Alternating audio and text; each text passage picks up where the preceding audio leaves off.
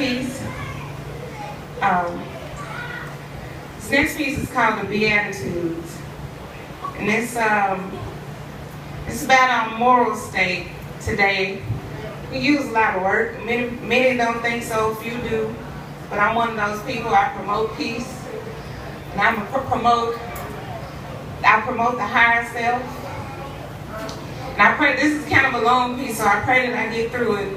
I'm 4 months pregnant, y'all, and I don't have the breath that I did 4 months ago. But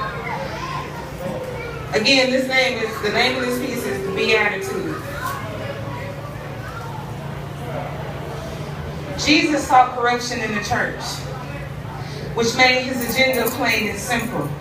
He said, I'm here on my Father's business, so I'm about to clean up this temple.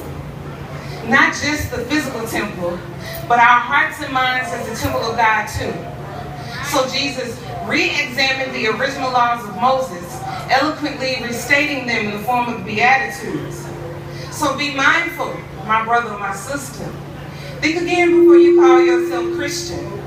True Christians know the pains and rewards of self-discipline, putting God's will before their own and making it a lifelong mission. Okay. Blessed are the poor in spirit, for theirs is the kingdom of heaven.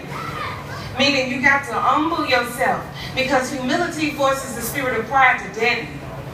But oh, you a seasoned saint, real heavy in the church, got you a title in front of your name. But think about the members who don't have titles. Can you honestly say you treat them the same? Because see, if you can't help Sister Short Skirt or Brother Crack Pipe, then you ain't got no business calling yourself saved.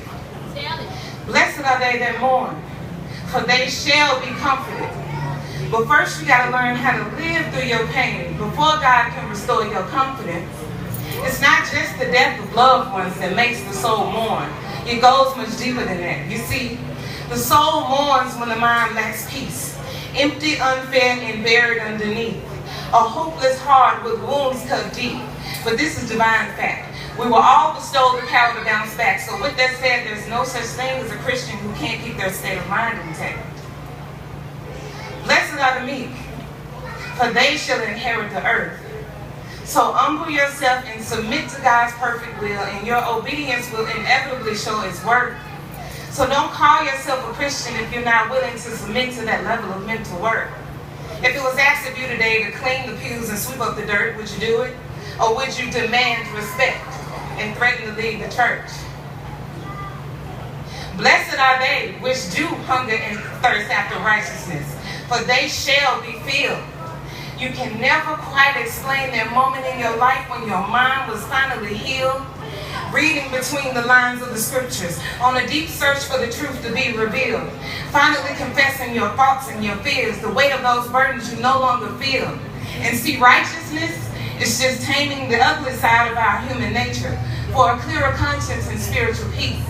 So don't call yourself a Christian if you know for a fact you don't take the time out to meditate on any of these things. Blessed are the merciful, for they shall obtain mercy. You got to stop looking down on people because you don't decide whether or not they're worthy. Real Christians don't criticize, and they forgive those who cause them harm. And if they see others being mistreated, they don't hesitate to ring the alarm. Blessed are the pure in heart, for they shall see God. He created us, then gracefully gave us the option to serve him, so we're either protected or punished by his rod. And pure in heart doesn't mean perfect, it means to strive for perfection.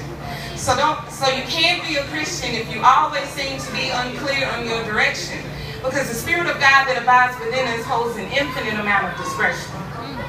Blessed are the peacemakers, for they should be called the children of God. We gossip and speak negative about one another like it's a part-time job, shedding each other's blood, all in the name of misunderstanding and confusion. But spiritually, all we need to do is replace our blood with the blood of Jesus. No doctors needed for that transfusion. It's all in the mind. Blessed are ye who are persecuted for righteousness' sake, for theirs is the kingdom of heaven. You see, the true righteous stand tall, upright, perpendicular, submitting to the highest authority, giving them a certain demeanor in particular. It takes a strong will, my brethren, to change the attitude of the mind. But those few who embrace that will shall certainly find that the majority have abandoned righteousness and lost sight.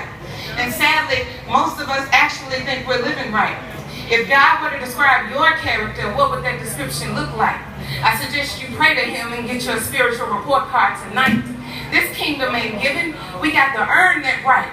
So you can shout up and down the aisles and speak in tongue all night, but that's like spraying perfume on a dirty body is what that's like. God made them corners you cutting, so realize his will is done.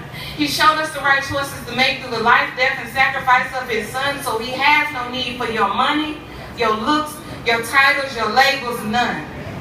So be mindful, my brother, my sister. Think again before you call yourself Christian. True Christians know the pains and rewards of self-discipline, putting God's will before their own and making it a lifelong mission. Amen.